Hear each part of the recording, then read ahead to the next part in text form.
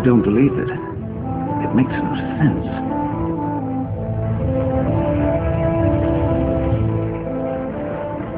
There is something so strange.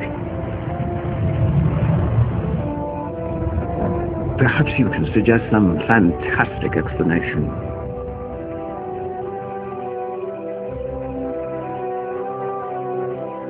Couldn't it be this sort of thing?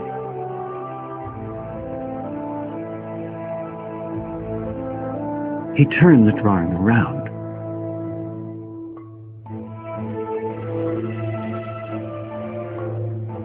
Yes, she said. That is what I mean. This was the first explanation of the splitting of the atom.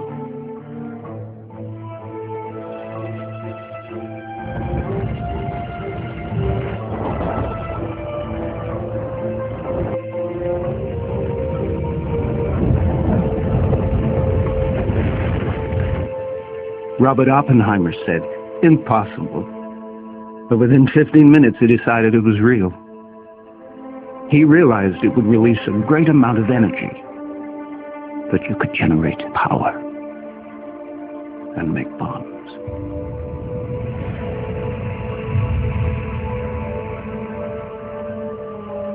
Within a week, on Oppenheimer's blackboard,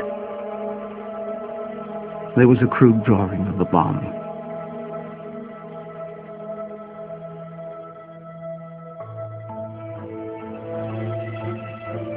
Enrico Fermi stood in his office and looked out over Manhattan. He cupped his hands to the size of a tennis ball. A little bomb like that, he said, and it would all disappear.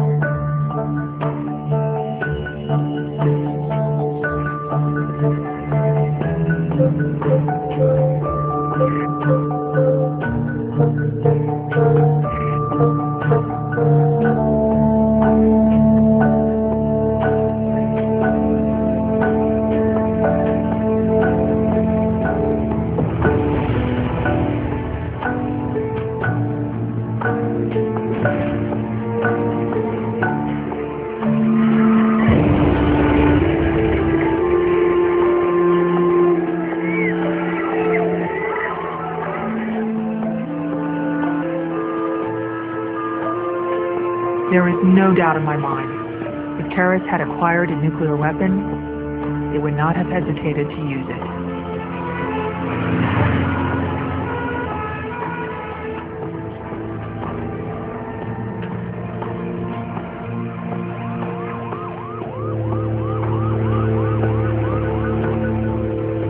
So I guess the question is, could they ever get one?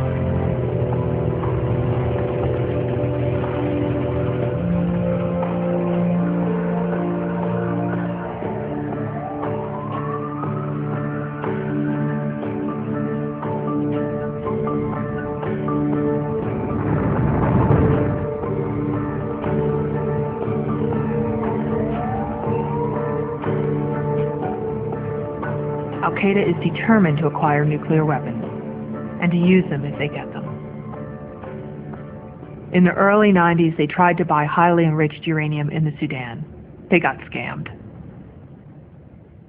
Just prior to the 9/11 attacks, we do know that Osama bin Laden and his lieutenant, Zawahiri, sat down with two Pakistani nuclear scientists and discussed nuclear weapons. Before releasing the sarin gas on the Tokyo subway, the Japanese called Shinrikyo attempted to acquire a nuclear bomb in Russia. They bought a sheep farm in Australia to mine uranium to build their own bomb.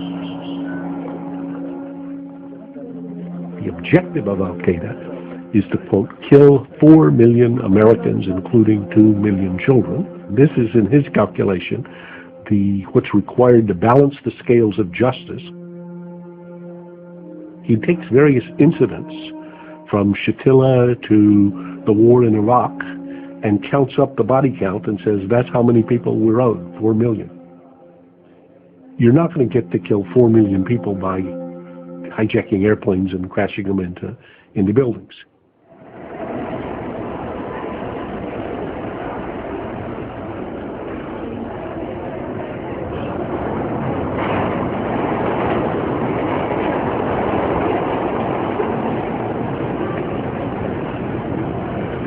Actually, I'm not that worried about nuclear weapons. Not one of my main worries. I do not worry about nuclear weapons. Isn't everybody worried about nuclear war? That's a stupid answer. I don't know. It just has never been something that I've actually had to think about in my everyday life. It might, get on your conscience for a couple days maybe, and then it kind of just disappears. I don't think anybody is going to use in this day and age. Ridiculous. Even think about it. What can you do? Nothing. At the end of the day, it's one button, and there's going to be a big mess at the end of it, isn't there? Somebody's going to make a mistake one day, and we're all going to suffer for it.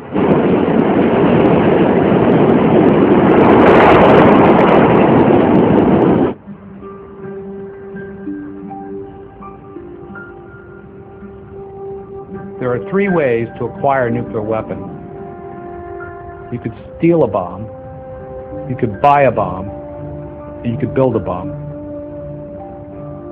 Of all the things I learned after 9/11 about terrorism intent, the most startling discovery for me personally was realizing that they were trying to build a bomb. The hardest part of making a nuclear bomb is getting the material, the highly enriched uranium or plutonium. Many countries have these materials, and often they are poorly guarded. But if I were a terrorist intending to build a nuclear bomb, and I wanted to blow up a major city, I would look to the countries of the former Soviet Union. There have been many cases involving the theft of highly enriched uranium or plutonium. And every time there has been a black market seizure of stolen HEU or plutonium, and they were able to track it back to its source, it came from Russia. There was a case at a Russian naval base in the early 1990s.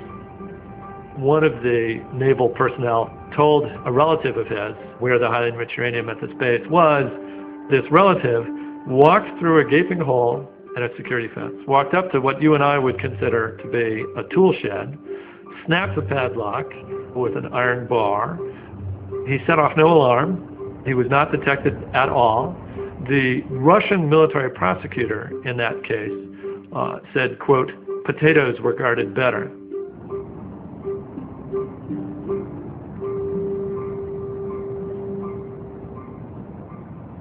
At a facility called Luch, where they fabricate fuel made from highly enriched uranium. There was a worker there who knew that as long as the output was within about 3% of the input, they figured it was normal losses to waste, and they didn't bother to investigate. So he kept stealing small amounts of highly enriched uranium day after day over a long period of time. Надо было холодильник, плиту газовую поменять, инфляция, зарплата не догоняет ее, и никогда я не могу не купить ничего. Мне хотелось купить необходимые вещи, а дальше нормально, честно работать. Eventually he stole 1.5 kilograms of 90% enriched, highly enriched uranium. He set off no alarms, no one noticed. He had friends who were making their living stealing car batteries, and they said, maybe the guy in Moscow who buys our stolen car batteries will buy your stolen uranium. So they went down to the train station together, and the police came and arrested the car battery thieves, and he got arrested along with them. That's the only way he was ever caught. We have cases in which people from the Russian nuclear arsenal were selling material, and they were captured. We have cases in which people from Russian nuclear labs were selling material. They were captured. Almost all of those cases, until the material was seized, it had never been noticed to be missing. All the black market seizures that I'm aware of were serendipitous. They were caught by luck. So we don't know whether it's the iceberg or the tip of the iceberg.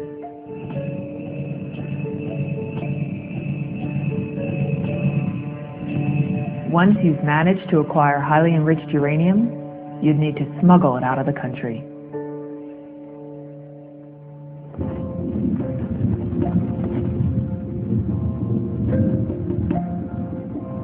Georgia is located along Russia's southern border,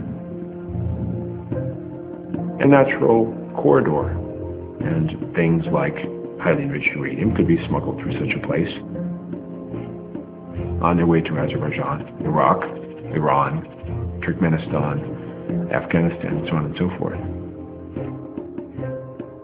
When we started, we discovered that this was the real paradise for smugglers of all types. In the June of 2003, a smuggler was captured 180 grams of highly enriched uranium. Final place of destination, Istanbul. August 1st, 2006, someone tried to smuggle nearly 1 kilo of so-called yellow cake. In February 2007, we captured a person who tried to sell to a Turkish buyer 14 grams of uranium.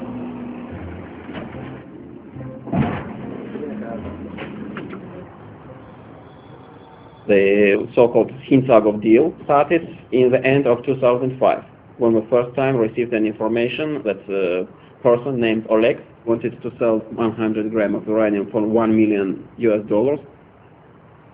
The Georgians invented a so-called man of Turkish nationality who said he was a Muslim man representing a serious organization.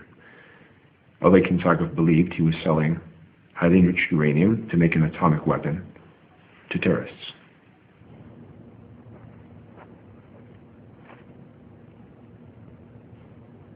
У меня профессий много, но я и по ремонту автомашин работал, и на техстанции работал. Ну, во-первых, мне нравится Lamborghini, Jaguar. Ну, я люблю вообще шикарные машины и большие машины. У меня был Buick Special Lux, американский.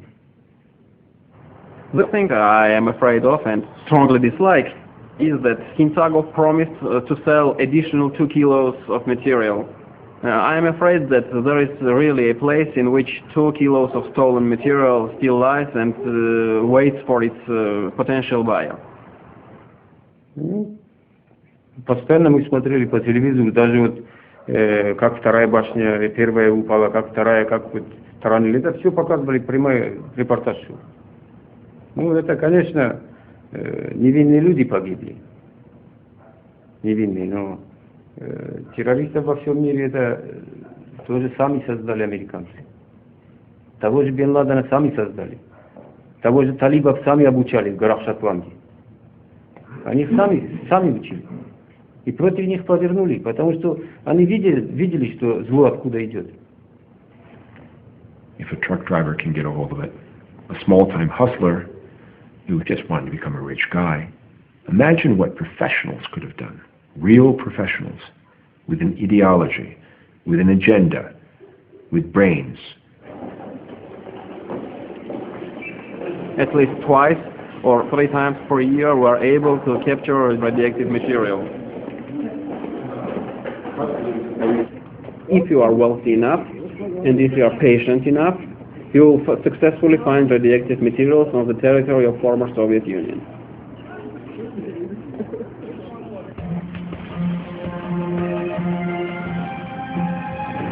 Once you've moved the highly enriched uranium, you could use any number of ports in the Middle East or the Mediterranean to ship the HEU to your destination.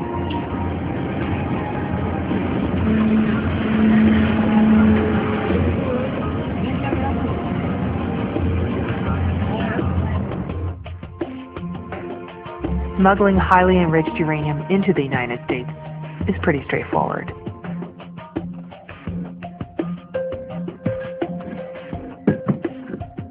Lead pipe will shield the HEU. The detector would have to be within a few inches to pick up any radiation.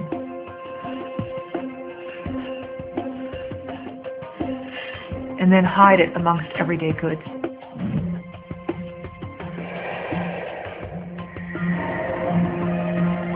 A 100 pounds of highly enriched uranium is smaller than a football. It would fit in a six-pack of beer cans.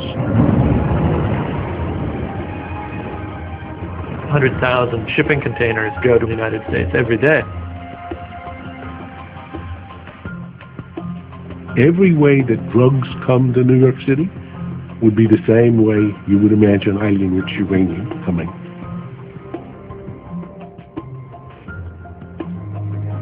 If you have any doubt about the ability of Al-Qaeda to bring highly enriched uranium into the U.S., they could always hide it in a bale of marijuana.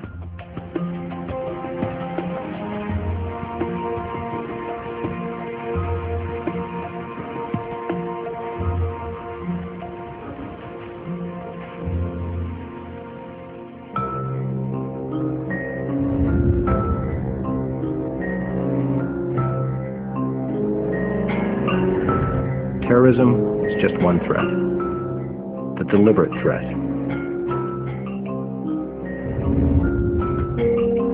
There's also the unintentional threat of a nuclear detonation by accident, by error, or by misjudgment.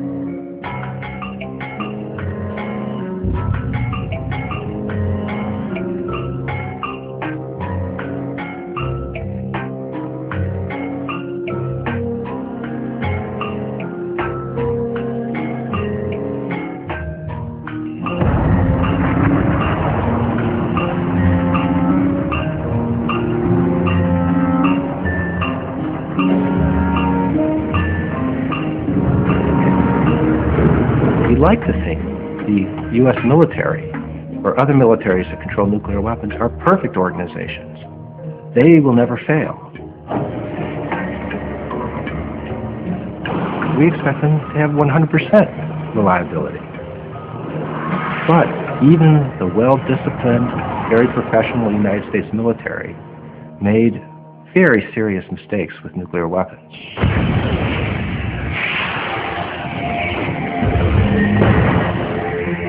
An atomic bomb breaks loose from a mounting shackle in a B-47 jet over Florence, South Carolina, causing a sensational freak accident. A B-52 bomber was loaded with nuclear weapons by mistake. An American warplane flew 1,500 miles across the nation, we're told, with 6 nuclear warheads on board. And nobody knew, not the aircraft's crew, not the commanders on the ground. We've had B-52s explode in the air during a refueling mission, causing the 4 thermonuclear weapons to fall onto Spanish territory and into the Mediterranean. A B-52 bomber carrying nuclear weapons crashed near a U.S. Air Force base in Greenland, scattering deadly plutonium over the ice cap. In 1960, a Beaumark air defense missile exploded, melting the nuclear warhead. In 1968, the USS Scorpion sank 400 miles southwest of the Azores. The nuclear weapons on board were never found. The B-47 bomber disappeared over the Mediterranean. The nuclear weapons aboard were never located. In 1959, an aircraft crashed near Whidbey Island, Washington. The nuclear depth charges were not recovered. Skyhawk strike aircraft carrying a nuclear weapon rolled off an aircraft carrier in the Sea of Japan. The weapon was never recovered.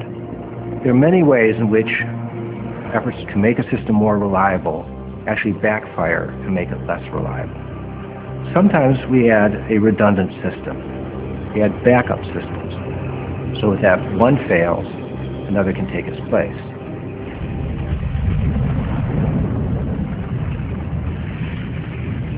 But complexity is the enemy of reliability, because as you add systems, make them more complex, it's harder to understand all the potential interactions.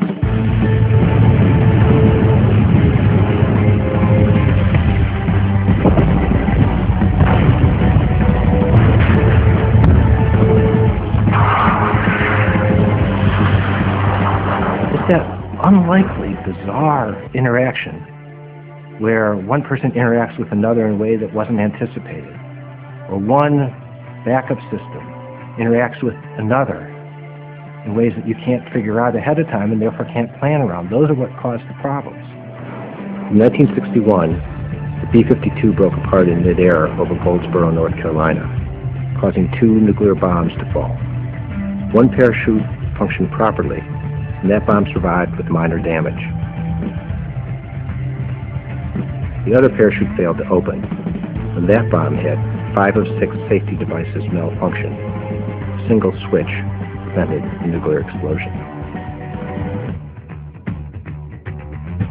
When I worked in the Pentagon, I believed the likelihood of a nuclear weapons accident in the United States occurring was very low. I still believe that. But low probability events happen.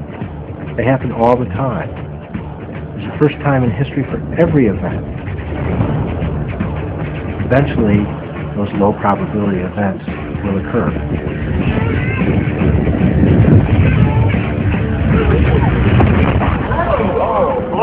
Is that supposed to happen?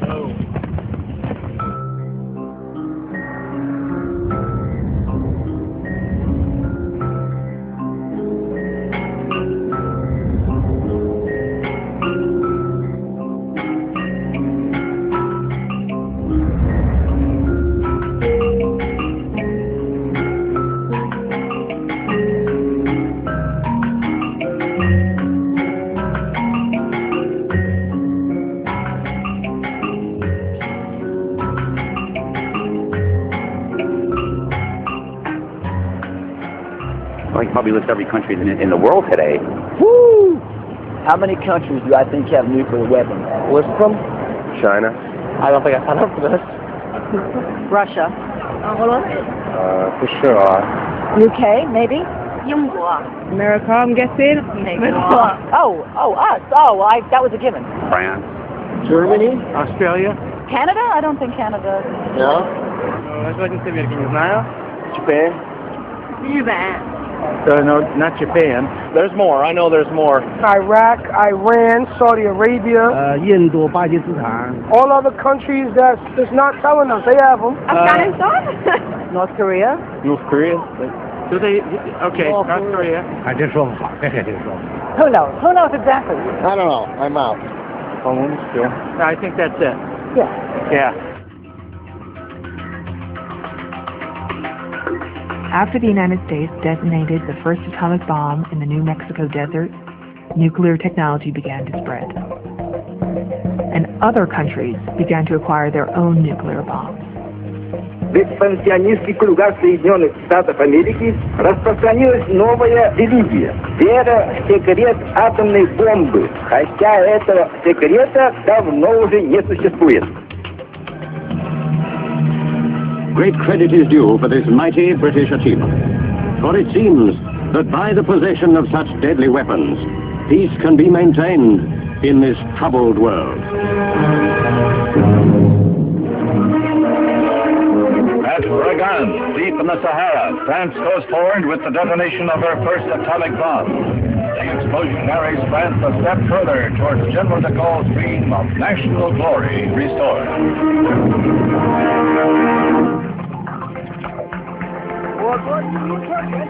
This is a gigantic success of Mao Zedong's thought. Our nation's first nuclear test surpasses the levels of the first nuclear tests of the United States, Britain, and France. Their criminal attempts to block and prevent our nation's people from grasping nuclear weapons have been thoroughly smashed.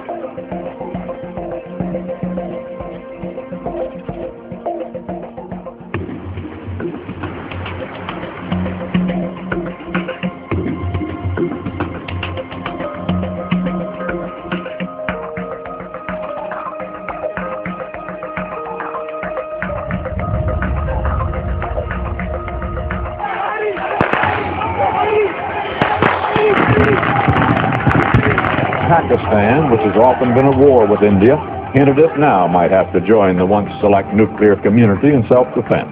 Warned membership of the nuclear club will not stop at 6. One Prime Minister of Pakistan said that Pakistan would build a nuclear weapon even if it meant that the people had to eat grass. We will make the bomb even if we have to eat grass.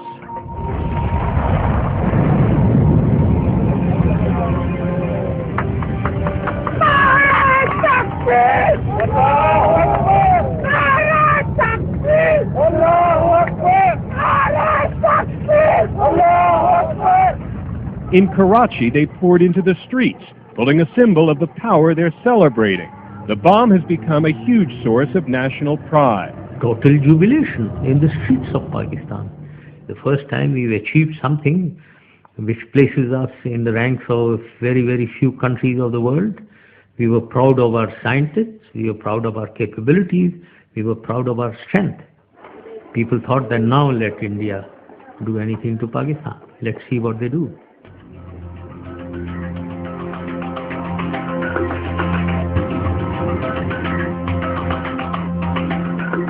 I had North Korean officials say to me, the lesson they took away from the toppling of Saddam Hussein was that Saddam was ousted because he didn't have a bomb. They were not going to let the same thing happen to Kim Jong-il. Therefore, they needed to have a bomb. North Korea is scared of disappearing into what the communists used to call the dustbin of history, like all their other communist friends. And they see nukes as the one thing that makes them the country that is taken seriously by the United States and the other big players in the neighborhood.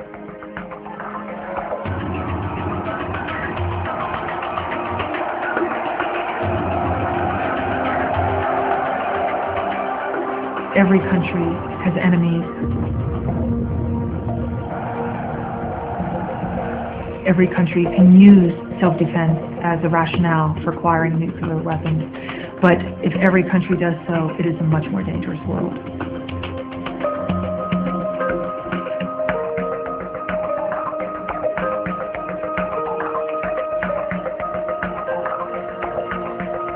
When you see something that is technically sweet, you do it.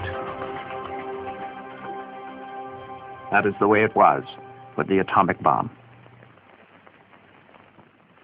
The father of the atomic bomb, Robert Oppenheimer, gave some frank answers to important questions in 1947. I have been asked whether, in the years to come, it will be possible to kill 40 million American people in the 20 largest American towns by the use of atomic bombs in a single night. I am afraid that the answer to that question is yes. I have been asked whether there is hope for the nation's security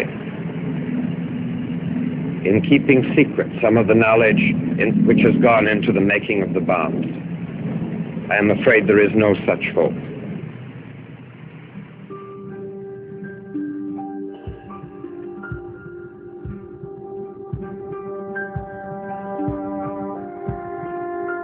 A nuclear weapon, in a sense, is the most simple configuration of nuclear material that you can imagine. You just bring together a certain quantity of fissile material, highly enriched uranium or plutonium, and if you do it right, it will explode.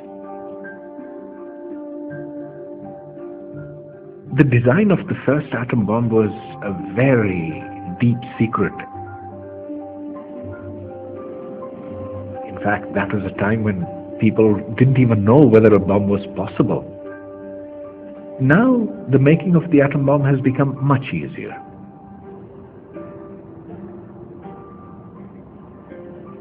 For those who say building a nuclear weapon is easy, they're very wrong. Those who say building a crude device is very difficult, they are more wrong. Would you agree with that statement? I won't comment on that statement. All right, okay. People from the U.S. nuclear weapons laboratories were testifying in a classified session to Congress, and they said that it would be possible to make a nuclear bomb with all the parts being commercially available except for the actual nuclear material. Senator Biden asked the heads of the 3 weapons labs, is this possible?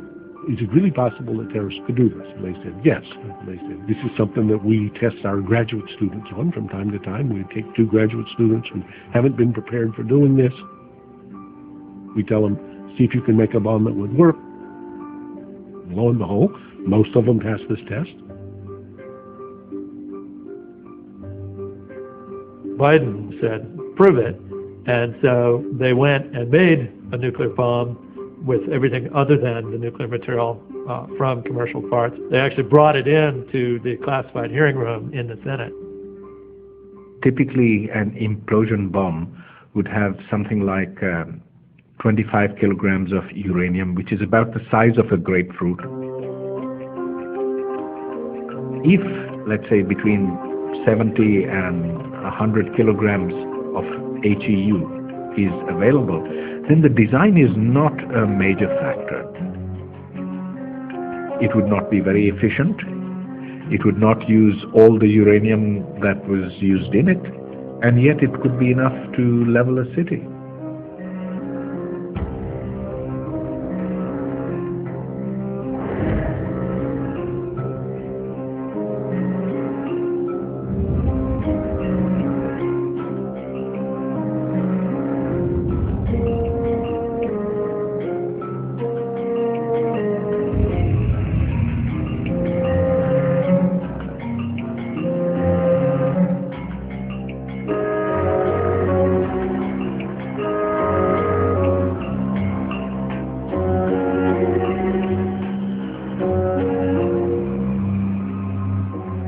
During my 10 years as Prime Minister, what I really noticed was that it was actually the threat of the proliferation, the fact that these weapons could fall into other people's hands.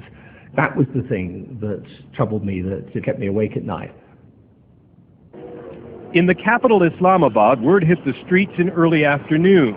Another nuclear device tested successfully. As Pakistan celebrated, the public hailed A.Q. Khan as the father of the Islamic bomb. In 1974, A.Q. Khan was working at a company that was developing a brand new process for enriching uranium.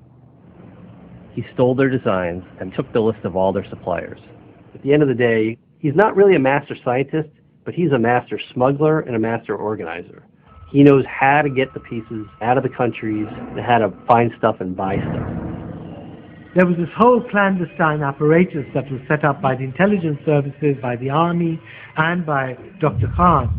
Restrictions were placed, sanctions were placed, but somehow the Pakistanis got around that. And the formal help actually came from the Indian enemy, China. China gave a blueprint of a nuclear bomb to Pakistan. Somewhere around the early 1980s, Khan makes contact with the Iranians, who are very interested in getting a bomb, but clearly don't have the scientific or industrial capacity to do it themselves. And thus he starts on a commercial enterprise. Khan has got a full marketing regime laid out with brochures and videotapes to offer his nuclear wares. It's extremely lucrative business. He had extensive contacts, networks, and he didn't much care about who the ultimate client was going to be. He contacted Iran, North Korea, Libya, but he didn't just give them the technologies, he also took the bomb designs that the Pakistanis had and threw those in as a sweetener. He gave them 24/7 technology support. Got a problem? Call 1-800-AQ-KHAN. It was a full-service operation.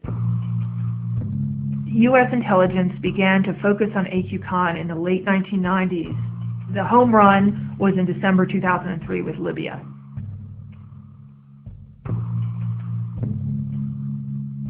The CIA and British intelligence essentially caught the Khan network red-handed, selling a full-scale nuclear weapon to Libya.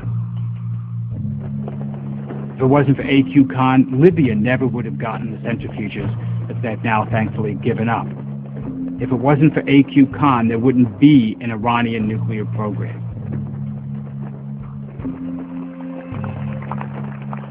Iran is the tip of the spear. It's the big problem that we have to solve. They promised not to build nuclear weapons. But the problem is that the very same centrifuges, the very same factory that can enrich uranium to low quantities for nuclear fuel can enrich it to high quantities for nuclear weapons. So the question is, do you trust Iran? By their own admission, they deceived inspectors about their nuclear activities for 17 years. راجع به مسئله گفتم خب شما خودتون اینو درست کردی.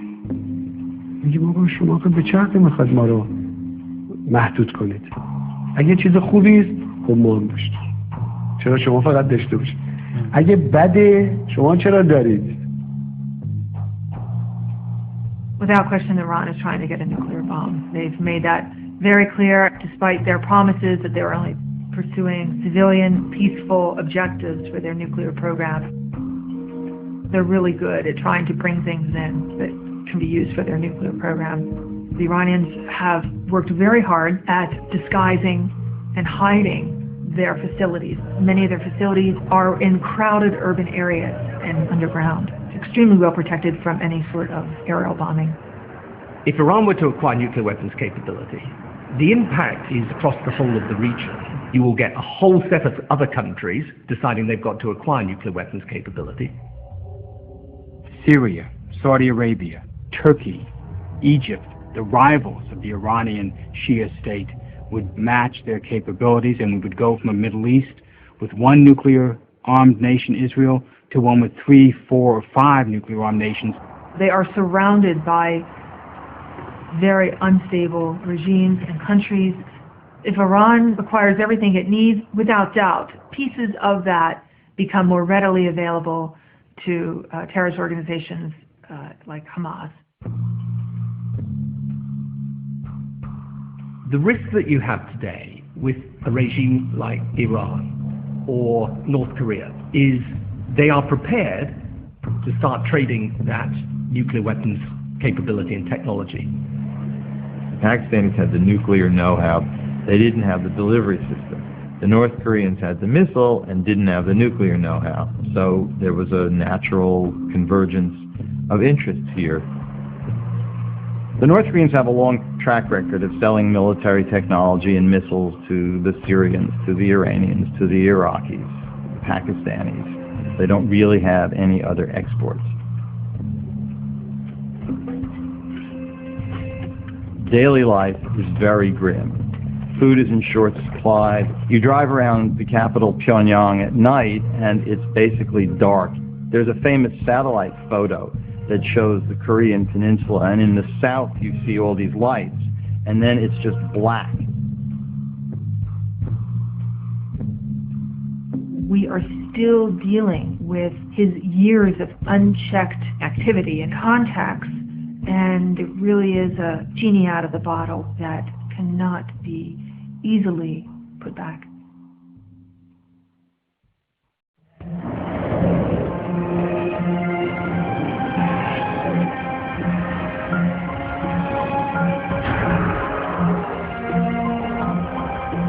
We've spent billions of dollars putting in radiation detectors, but highly enriched uranium is easily shielded.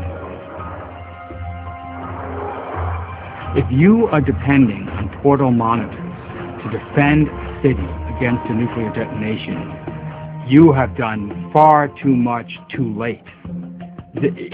Nuclear weapons don't have to be exactly on target. Close is good enough. If a terrorist thinks that the portal monitor might detect the weapon, they set it off in the port. Highly enriched uranium is easy to smuggle. The radiation is very weak.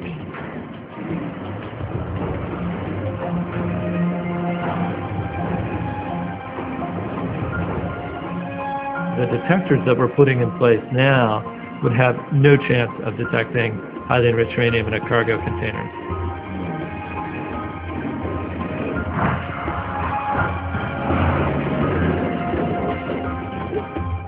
Signature from highly enriched uranium is so slight that they have to set the monitors very high to detect it, and so they're getting thousands of false alarms every day. Toilets will set it off. China, porcelain. Ceramics, stone, like granite, a lot of biological materials like tobacco, some algae. Televisions, the old-style televisions, kitty litter, a lot of chemical products, and a lot of other stuff also.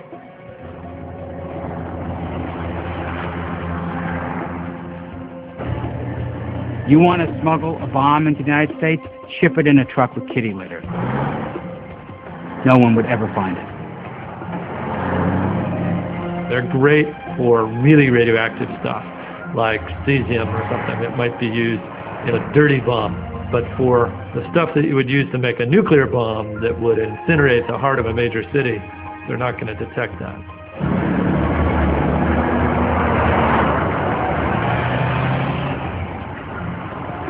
Robert Oppenheimer, in 1946, he appeared in a closed session of the Senate, and one of the senators asked him if nuclear terrorism was a potential threat. He said, of course. Terrorists could bring a bomb into New York City and destroy the city. Somebody asked him, how would you stop it? He said, with a screwdriver, to open up every container that comes into the city.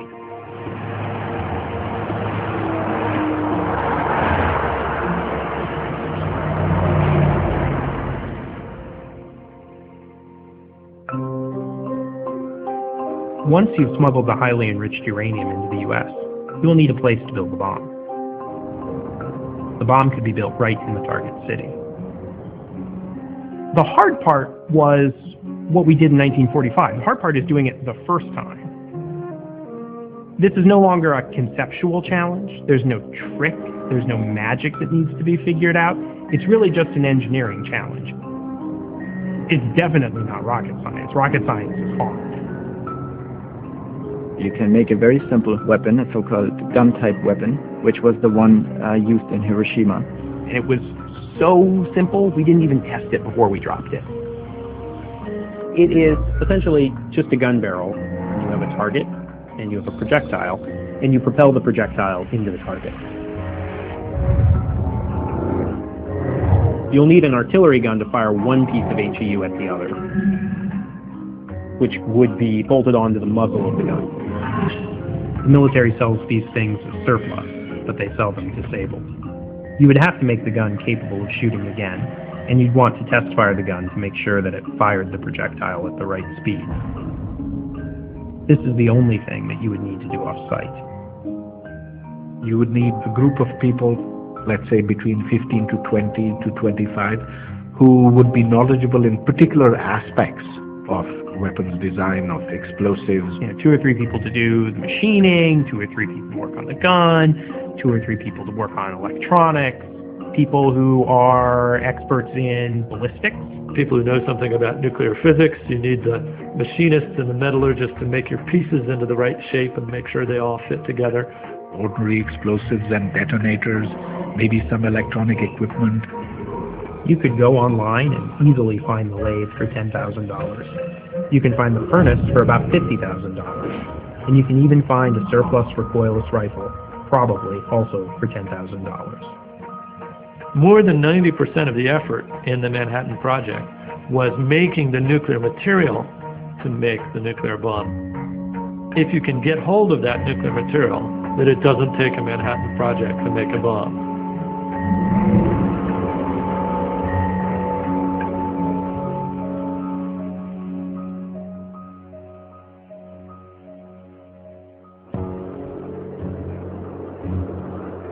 If the circumstances are right, acquiring a complete bomb may be easier than building one. In Algeria in 1961, officers within the French military revolted and tried to seize a nuclear weapon. As the rebels closed in, the weapon was detonated in a degraded explosion to prevent it from falling into the hands of the rebelling officers.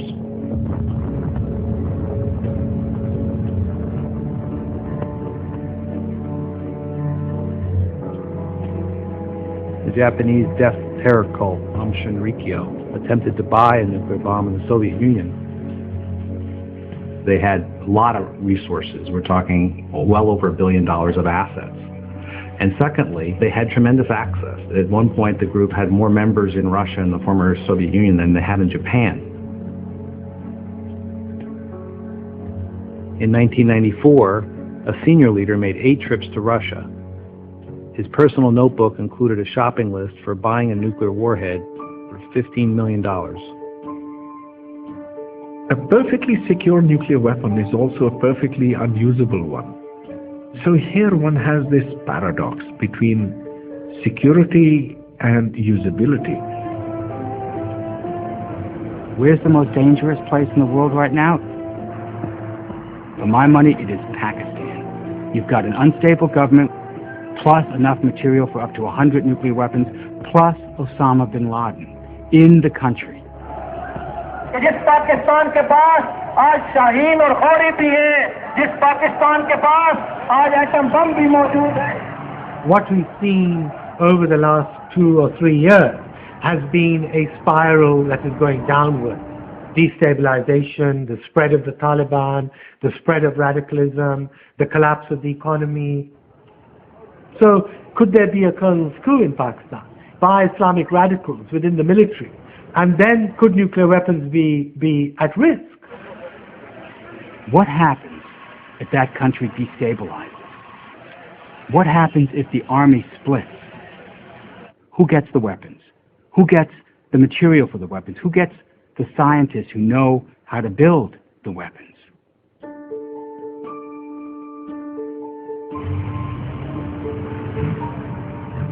There's no such thing as perfect command and control over nuclear weapons, even in the most sophisticated of arsenals.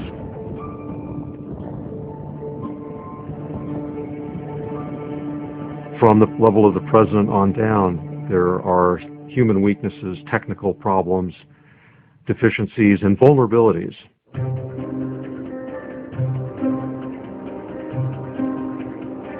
I was a launch officer for Minuteman missiles and spent 3 years in Montana in a hole in an underground launch control center.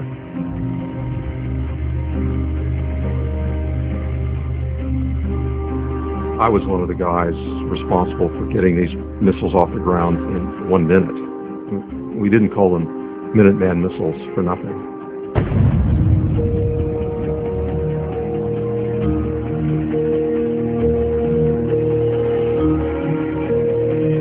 When I was serving in the Air Force as a launch officer, there was a device in the Launch Control Center into which 12 digits had to be dialed in order to unlock the missiles for firing. This had been installed under Robert McNamara over the objections of the Strategic Air Command. Since they couldn't prevent the panel from being installed, the Strategic Air Command in Omaha had set these codes to 0. And we all knew it. That was the secret unlock code for firing our missiles. 12 zeros. In fact, in our launch checklist, we had to ensure that the unlock code was set to all zeros before we completed the launch sequence.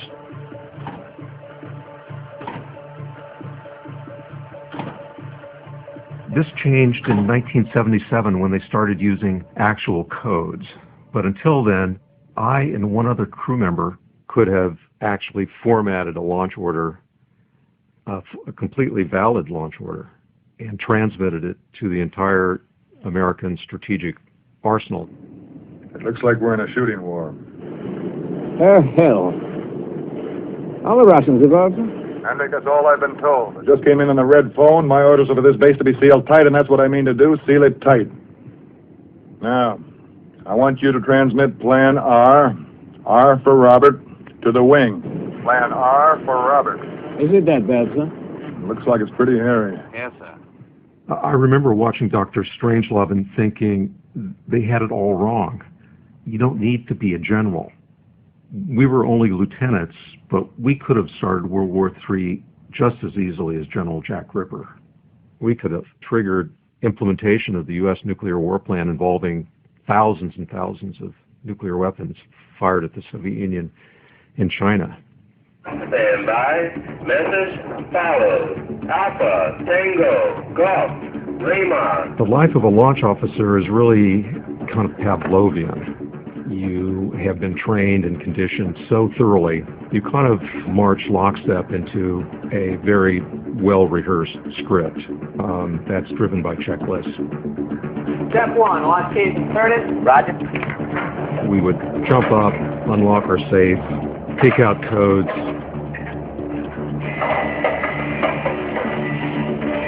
check the codes against the message, then proceed through a launch checklist that takes about 1 minute to carry out.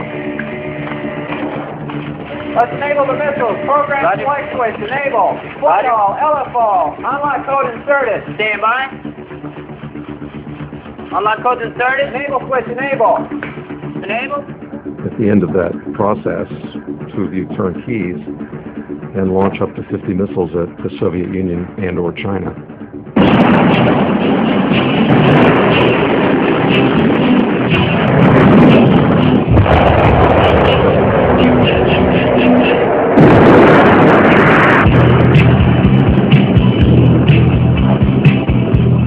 Today, the posture of the United States and Russia is exactly the same as it was during the Cold War. So if the orders went down right now, 20 years after the fall of the Berlin Wall, it would take about 2 minutes to launch all of the U.S.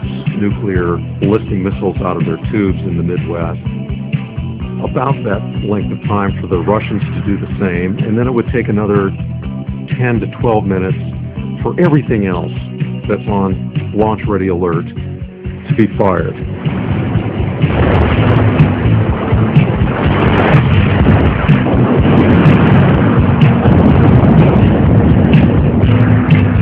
So that within 15 minutes, all of the forces on launch ready alert would be in the air on their flight to the other side of the planet.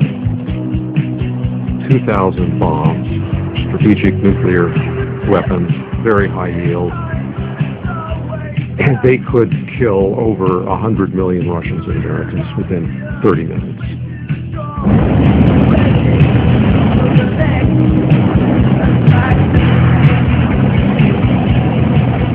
When we were working on nuclear arms control, I found myself in a meeting in the Pentagon with a colonel. We got into a short exchange about this, and in the context of this exchange, he said, "But I don't understand what would be such a big deal if there were a nuclear exchange. Only about 500 million people would die. Life would go on afterward." And I can remember having a feeling like Woody Allen and Annie Hall. "I'm sorry, I've got an appointment back on planet Earth."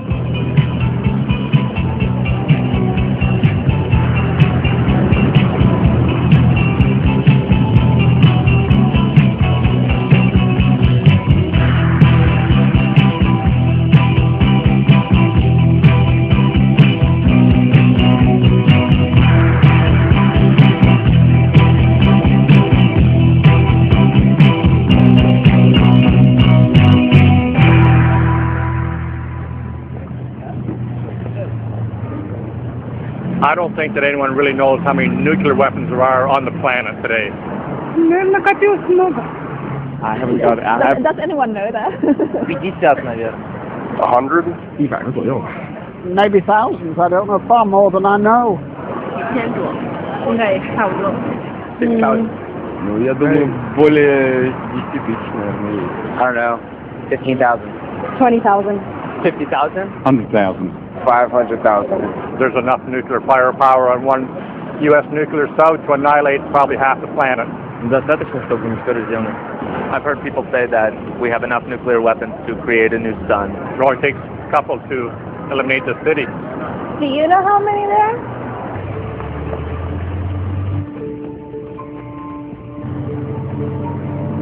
We estimate that there are about 23,000 nuclear weapons in the world still. The good news is there used to be 60,000, so we've cut those arsenals by more than half. But we, the United States, still has about 1,500 hydrogen bombs on missiles poised for launch in 15 minutes or less. The really bad news is the Russians have the same.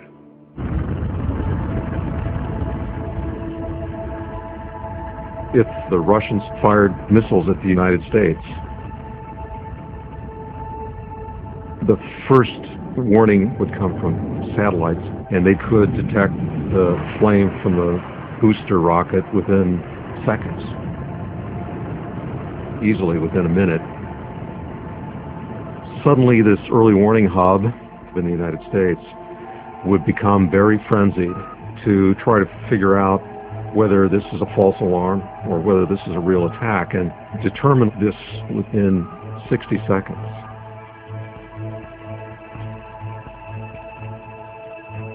The president would receive a briefing from the duty officer at Strategic Command Headquarters. That briefing of the president of his response options and their consequences has to be delivered in as little as 30 seconds. The president normally would have no more than 12 minutes to make a decision, and maybe as little as 10 seconds. I knew that if the Soviets did launch an attack, that it would take 26 minutes for an ICBM to leave Russian soil and land in Washington or New York. And I had that much time to decide how to respond. И каждую минуту мы были на чеку, готовые дать ответный удар. И надо принимать решения. Иногда получается, они докладывают, что по срокам полета этих головок, что это считанные минуты. The timeline was very short.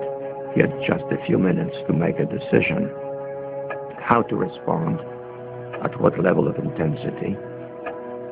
Somewhere before the 10th minute, the order to execute would be issued. The Strategic Air Command probably would be airborne already by then, just as a precaution. There might be a presidential evacuation so that the president would survive an attack on Washington, although I know of cases in which the president chose not to be evacuated. And roughly by the 28th minute at the latest, those of us not evacuated would be dead.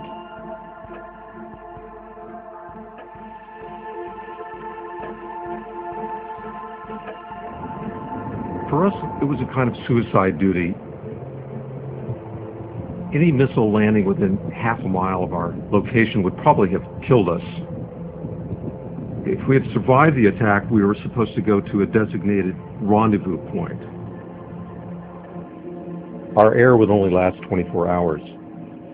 So we'd go out through an escape tube, which was filled with sand. We'd have to release the bolts on the cover and let the sand fall through, and then crawl up the tube. Our tube came up under the parking lot, so we would have to break through the asphalt to get out.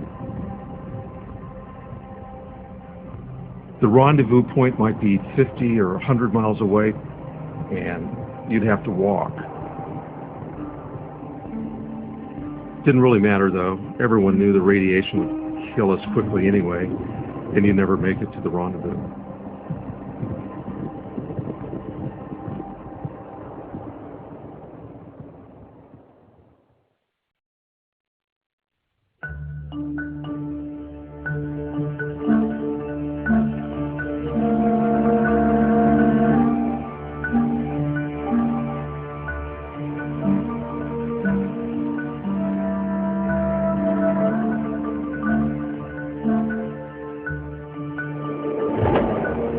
In 1995, Pete Sampras won the U.S. Open and Wimbledon. George Clooney made his first big movie. A bomb destroyed the federal building in Oklahoma City. O.J. Simpson was acquitted of murder, and we also came close to an accidental nuclear missile launch. On January 25th, 1995, the United States launched a rocket from Norway to study the Northern Lights. We told the Russians that we were going to launch that rocket, but somebody in Moscow forgot to pass word on it. When they picked up the 4 stages of this rocket, they initially interpreted this as 4 warheads from a U.S. nuclear submarine, which we often station off the coast of Norway, possibly directed at Moscow. that fit exactly the characteristics of the beginning of a nuclear strike. One missile coming over, exploding in the atmosphere, sending out an electromagnetic pulse that would fry all the electronics, radars, surveillance, computers in the country to be attacked, followed by an onslaught of nuclear weapons. And for the first time in the nuclear age, the Russians actually opened up the nuclear football. They went to President Yeltsin, they opened up the command and control launch codes, the button, put it on the desk, and said, we're under attack. Boris Yeltsin was basically given 5 minutes to decide what to do. Fortunately, Yeltsin wasn't drunk, and he didn't believe what the military was telling him. He said there must be some mistake. Both the U.S. and Russia guide their nuclear response with the doctrine called launch on warning. It is the policy that if you believe you're under attack, you're supposed to launch your missiles. You don't wait for them to land. According to Russian military doctrine, Boris Yeltsin should have launched an all-out nuclear attack on the United States that morning. We don't know what happened in the Kremlin. All we know is that he didn't.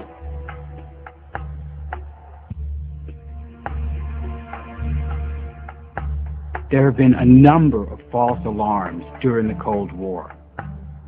We've had occasions when the rising moon was interpreted to be a Russian ICBM attack. A flock of geese was thought to be bombers. A training tape was slipped in to a computer at our command and control headquarters at NORAD. Everyone involved thought there was an actual attack underway. A tape was inserted into the early warning hub in Colorado that simulated a large-scale Soviet nuclear attack, and no one realized that it was just a training tape until the United States had gone into this sort of frenzied checklist procedure to prepare for nuclear war.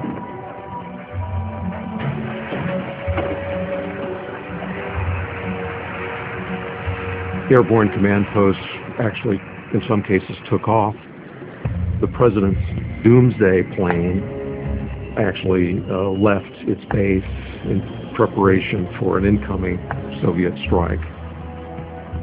Senator Charles Percy happened to be there at the time and said there was absolute panic.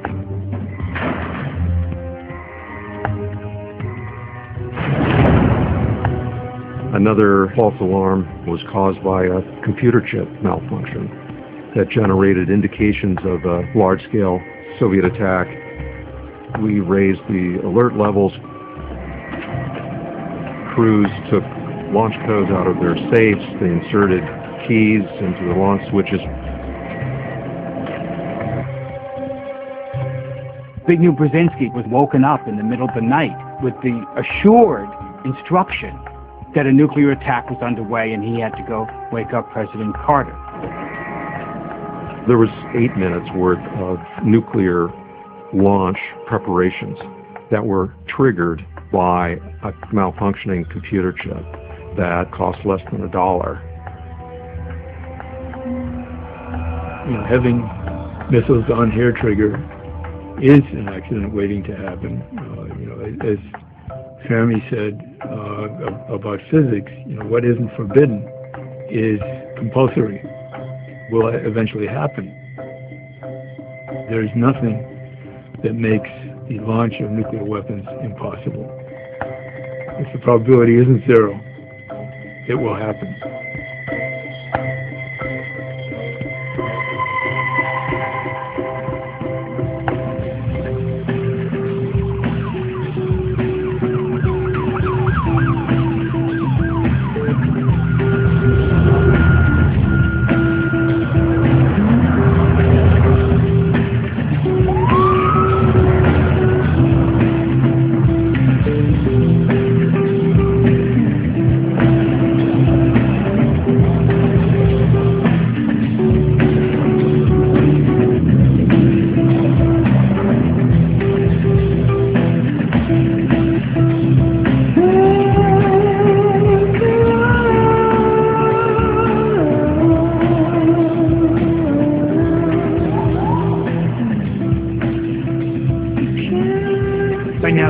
Policy that is based heavily on technology denial.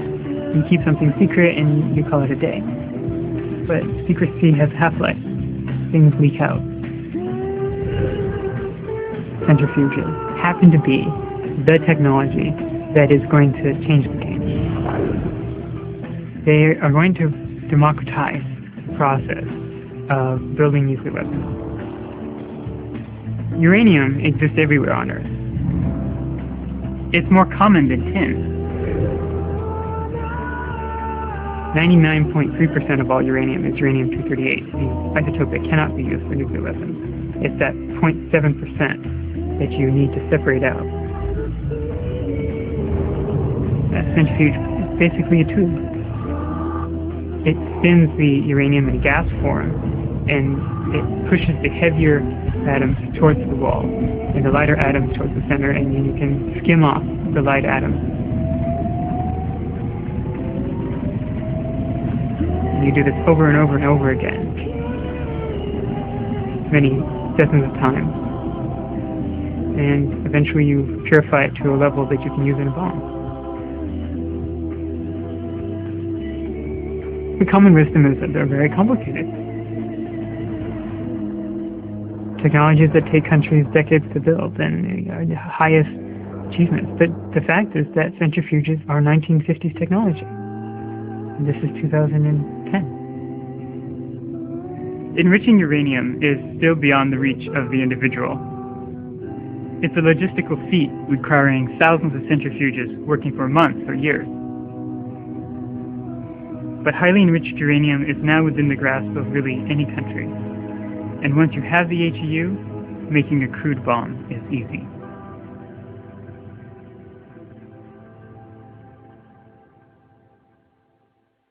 Какая дьявольская сила. Все сносится, все.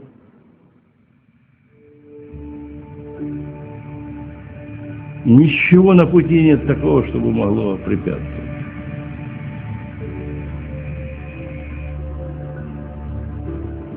Здорово, вообще говоря, поработали в Рейкьявике.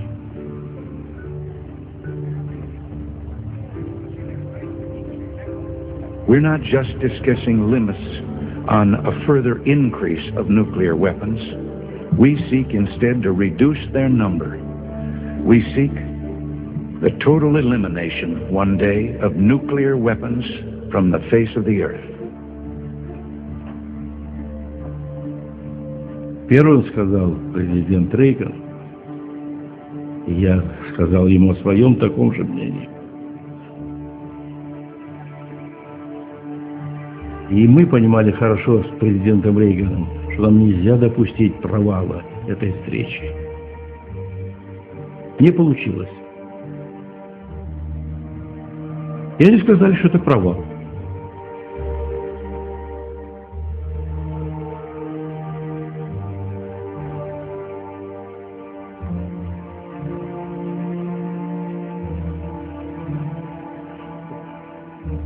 Поэтому я с грустью смотрю на этот период. И сейчас уже можно говорить о том, что более 40 стран располагает возможностями создать ядерное оружие.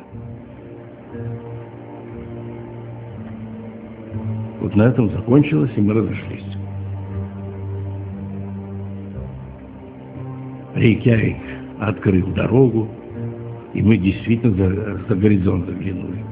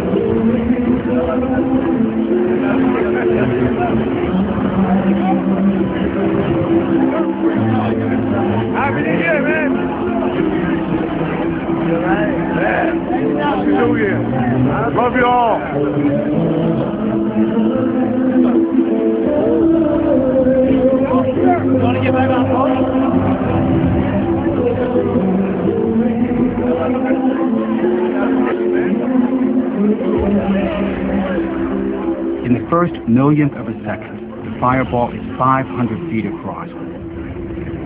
Within 10 seconds, it would grow to over 1 mile. The temperature would rise to 20 million degrees Fahrenheit, hotter than the surface of the sun. The blast would generate winds in excess of 650 miles an hour.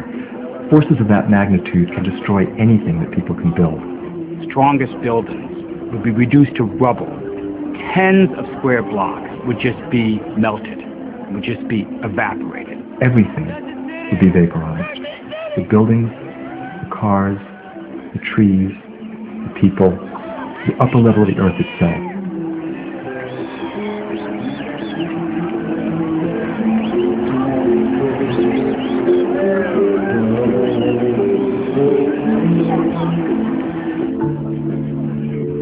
There were 76,000 buildings in Hiroshima. 70,000 of them were destroyed. The hospitals, the fire stations, the communication equipment, the military installations, everything just flattened. The first 5 to 6 miles, virtually everyone in that 5-mile radius is going to die. Somewhere between 3 and 4 million people dead immediately in the first 5 miles. If you're lucky enough to be 8 or 9 miles away from the blast, then you would experience it as blast effects, windows being shattered. Enough to shatter every window and turn it into hundreds of missiles flying outward from the center of the explosion at speeds more than 100 miles per hour. After the blast, it's the firestorms that would just combust everything in sight. Everything flammable would burn. Paper, cardboard, cloth, heating oil, gasoline, everything would ignite. Whole blocks would catch fire. Hundreds of thousands of fires would coalesce into a giant firestorm.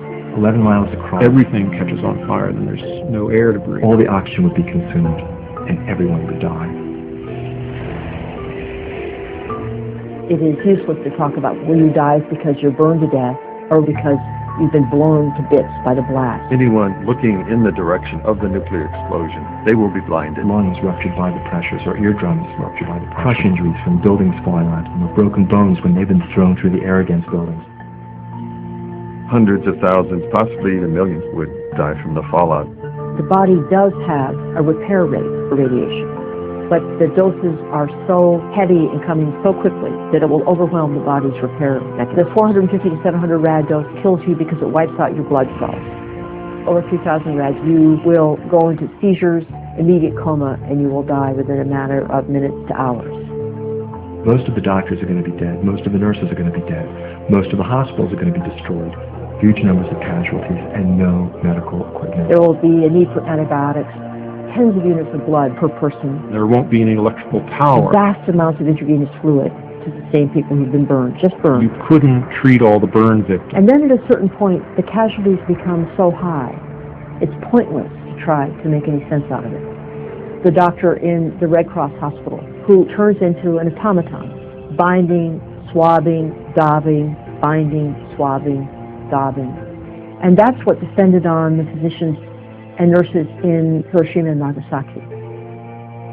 Someone would surely claim they had 10 more that were already hidden somewhere, and they'd start setting them off unless their demand was met. Every other big city is going to wonder whether they might be a target. Public panic, people fleeing major cities. You could forget about rules about search and seizure. You're going to have to be searching everywhere. You can forget about civil liberties. When people realize a whole city was just destroyed. Take the Bill of Rights and put it up on a shelf and you might never see it again. People would be demanding draconian measures to make sure that another city didn't go up.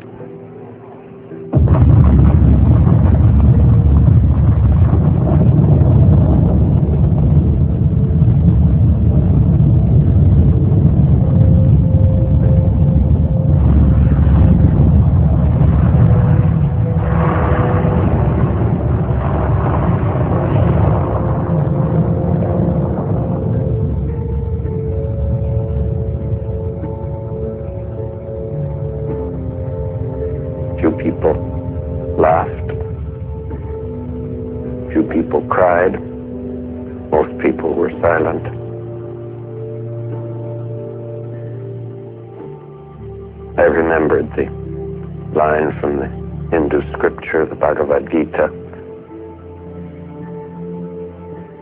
Vishnu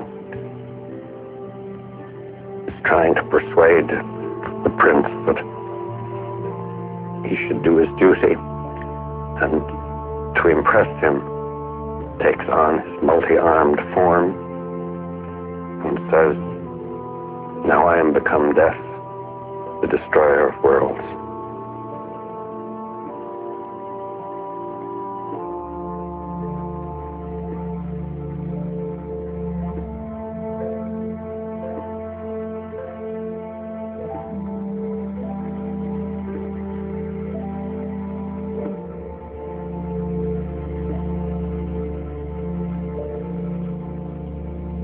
Every man, woman, and child lives under a nuclear sword of Damocles, hanging by the slenderest of threads, capable of being cut at any moment by accident or miscalculation or by madness. The weapons of war must be abolished before they abolish us.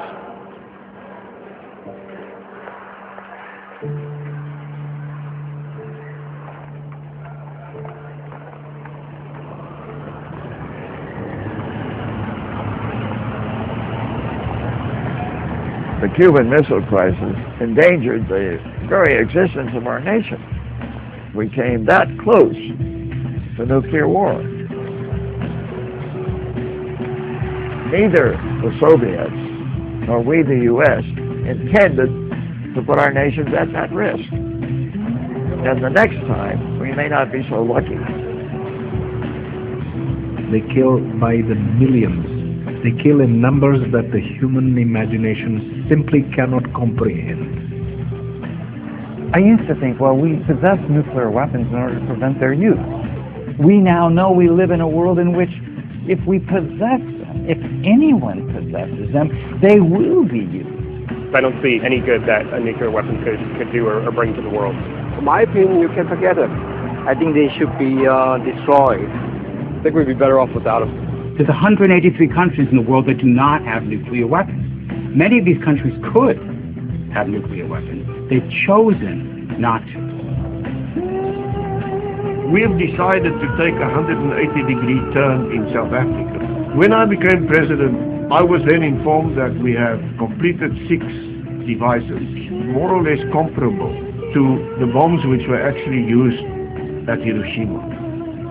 I indicated that I would like us to stop this program and to become part of the mainstream in the world again. The only way to eliminate the threat of nuclear terrorism is to eliminate all nuclear weapons in all countries. We've got to ensure that never once did terrorists succeed in detonating a nuclear weapon. When you think about nuclear security, it's all about the material. The simple physical fact is that if you don't have physical material, either highly enriched uranium or plutonium, for example, then you cannot have a nuclear weapon. The focus is all about the material. Stop making new material. Secure the material where you know it is around the world, and make sure that you detect illicit transfer of material, and then start getting rid of the material you have. Today in the world we have about 1,700 tons of HU. So that's enough material for, the order of 50 to 100,000 weapons, and to really create a truly international system for these facilities. International fuel banks or international reprocessing centers. That'd be a much safer world. We haven't lost an ounce of gold from Fort Knox. We shouldn't lose an ounce of plutonium or highly enriched uranium. During the Cold War, I believed in the value of nuclear weapons to deter an attack. 20 years after the fall of the Berlin Wall, there's no excuse any longer for keeping nuclear weapons on launch-ready alert. We can remove all of the warheads on our missiles, share our safeguards technology, and establish a joint warning center to ensure nuclear war cannot happen by mistake. When I came into government in the early 1980s, the idea that within about 10 years both sides would have agreed to a 50% reduction in their nuclear weapons would have sounded absurd. But we achieved it. That means a reduction of more than 5,000 nuclear warheads apiece. We have gone almost 20 years now without any really demonstrative steps to nuclear reduction. This has to be a step-by-step process. That's how we did it with chemical weapons. These weapons are now taboo. The Soviet Union imploded when I was Secretary of State. Then we actually got an enforceable treaty where we got Belarus, Kazakhstan, and Ukraine to give up their nuclear weapons. All countries in the world have to sign a legally binding, intrusively verifiable agreement to rid the world of nuclear weapons. The choice we face is eliminating nuclear weapons or living in a world with 25 or 30 nuclear powers. We can do this.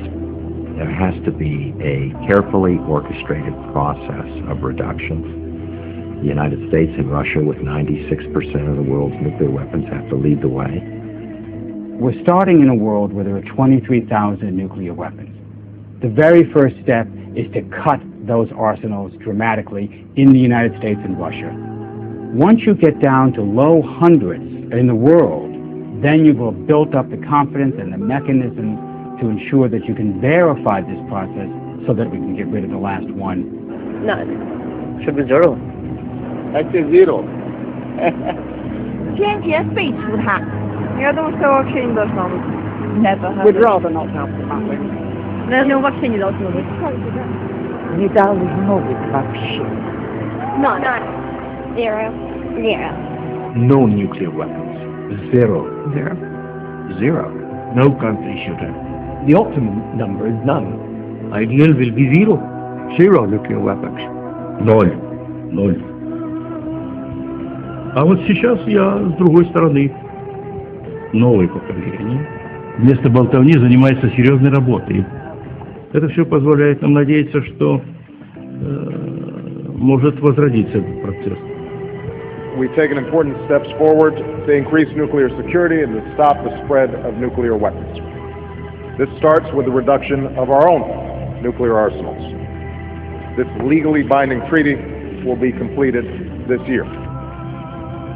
The arms control agreements we negotiated between the United States and then Soviet Union. You think these were independent initiatives taken by governments. But the fact is public opinion had a big role to play in the process.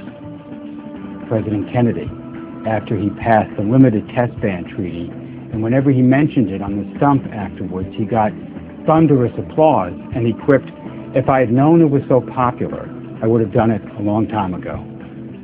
Elimination of nuclear weapons has not yet been agreed to by the political leaders of the world. It's a revolutionary idea, but they can be eliminated.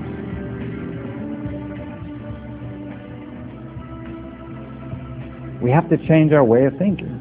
And if we can't change our way of thinking, we won't survive. It's that simple. I've changed my thinking, and millions of other people are changing their thinking, and frankly, if you've never changed your mind about something, I say, pinch yourself. You may be dead.